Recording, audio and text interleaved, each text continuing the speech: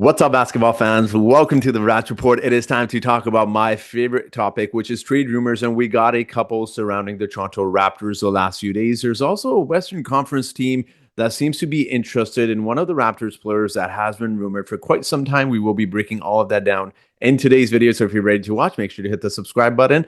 And with that being said, let's get into today's video. Now, as you guys know, I do like to give out shout outs on my channel, and the shout out for today's video goes out to the Real Foil. So thank you so much for supporting this channel through your likes and comments. It is very much appreciated. Now, the first trade rumor we will be discussing here is surrounding Jakob Poeltl, and this was being reported by Michael Grange. And shout out to Basketball on X because they do a great job of reporting Raptors rumors. Definitely give them a follow on Twitter if you're on Twitter. But it was being reported that the Toronto Raptors are unlikely to trade center Jakob Poeltl, according to Michael Grange. It was quoted as saying, Michael Grange was quoted as saying, at his age and his number, I believe the sources I've talked with who predict he's more likely to be a part of the Raptors bounce back next season and beyond rather than dangled at the trade deadline for whatever combination of young talent, draft assets a rebuilding team might be hunting for. Now, one thing I will say regarding Michael Grange, I'm not saying he's lying, I'm not saying he's a bad reporter, but one thing I do find with some of his reporting, particularly around trades or trade rumors or drafting players, we know Michael Grange also came out and said the Toronto Raptors will be looking to draft Jalen Suggs on draft day, and we know what happened there. So I'm not saying Michael Grange is falsely reporting. Oftentimes what happens with teams is they'll pay reporters. I'm sure they do some side business where they're paying reporters to say something, and then obviously teams are looking at this and wondering why the Raptors wouldn't want to trade Jakob Poeltl. You have to understand this from a negotiation point of view. Let's think of it this way. We know the housing market in Canada is insane. And if someone comes to buy your house and you simply say, I'm not interested, they're going to try and bid that offer up. Let's say they're offering you $1.9 million and you say you're not selling it. Now you maybe bump it up another $50,000. Again, negotiation tacticals is something that obviously a lot of NBA general managers have to do.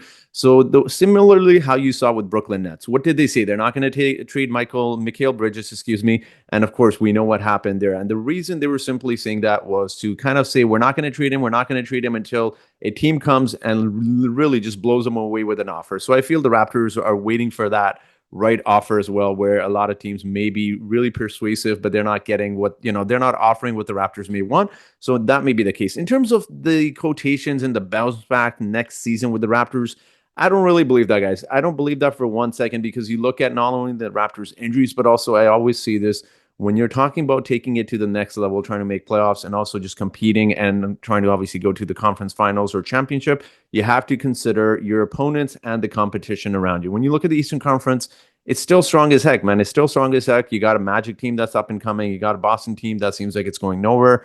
Milwaukee, say what you want. I still think they're going to make a nice playoff run. You got the 76ers as well. Maybe they got maximum 2 seasons, but even those 2 seasons, I don't know if, the Raptors will be looking to beat some of these teams. And of course, you got the Cleveland Cavaliers as well. But so we'll see. Again, we'll see what we mean by this next bounce back season. I still feel like the Raptors are at least 2-3 seasons away from being really competitive playing basketball. They also need to form chemistry as well with all of the injuries they have had. But in terms of Jakob Poeltl, let's quickly talk about his contract before we move on to our next topic here. So when you look at Jakob Poeltl's contract, he's 29 years old. He's making $19.5 million. But in his last season of his contract, he will be 31, and he has, most importantly, a player option. Now, when we talk about trying to trade Jakob Poeltl, why do I say this? Is it because I hate Jakob Poeltl? Is it because I think he's a terrible player? No, absolutely not. When you look at the market right now, a lot of teams need centers. Even going back to offseason, I said this then, you need to trade Jakob Poeltl. Now, you look at a team like the Pelicans. There you go. There goes one team that could have potentially tried to acquire Jakob Poeltl. But now they've got Yves Missi, and now they're looking to rebuild, right? They're looking to hear calls for everyone from Zion Williamson to Brandon Ingram to CJ McCollum to everyone. So there goes another team. And the longer you delay this, the harder it not only becomes to sell him, but also because more and more teams will finally find that center they're looking for, whether that's through draft, whether that's through trade. So this is the perfect time to trade him. If not this season, you have to do it sooner rather than later, maybe early next season or during the offseason. Again, that contract, I want to have a look at this contract, because if you try to trade him next season, here is exactly what's going to happen. A lot of teams won't offer much because the negotiation tactic they'll use is, well, Jakob Poeltl, let's pretend we are fast forward to next season and we're at the NBA trade deadline.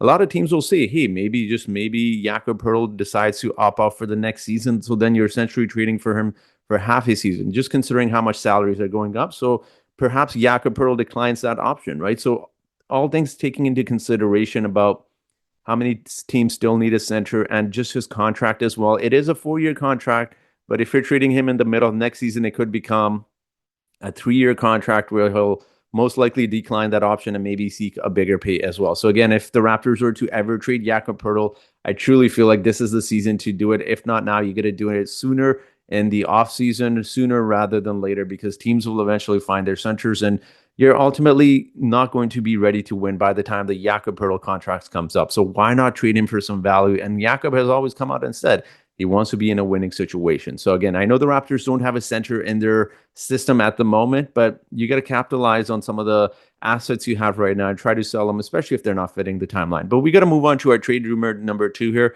and this involves the LA Lakers. So this again was being reported on Basketball on X on Twitter, and it was stating that players to watch for the Lakers before the trade deadline per Jova Bua. Obviously, you see the names there: Wizards Jonas Valanciunas, Nets Dorian Finney-Smith, Nets Cam Johnson, of course Walker Kessler, Colin Sexton, and then you got the Raptors. When we finally reached that list here, Bruce Brown. This is a nice name you want to hear because obviously Bruce Brown hasn't really played this season, but also because we're not really sure what the trade interest is going to be around the league for someone like Bruce Brown. When you talk about his $23 million, and considering how many teams are really pressed up against the salary cap apron and the second apron, I should say, it's going to become really challenging to trade that contract. But if the Lakers are interested, that is always good news, because when we talk about money, when we talk about assets, the Lakers don't necessarily have the best assets, but they do have some that could intrigue the Toronto Raptors. So taking a look at the Lakers salary cap situation here, again, obviously they're not trading LeBron Anthony, but here's where it gets interesting. Again, keeping in mind Bruce Brown makes $23 million, you'd have to most likely acquire at least one of D'Angelo Russell, Rui Hachimura. They're not trading Austin Reeves, so I'm going to skip over that name.